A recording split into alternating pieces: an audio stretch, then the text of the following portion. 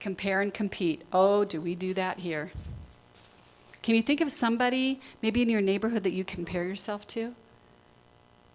Yeah, you're not going to admit it, are you? But think about this for just a second. If it's something that you want, if you compare, what's the standard that you use?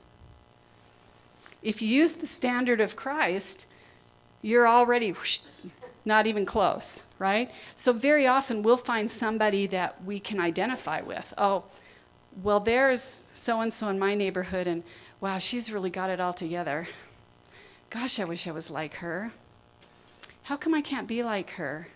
How come she's so perfect and I'm such a loser?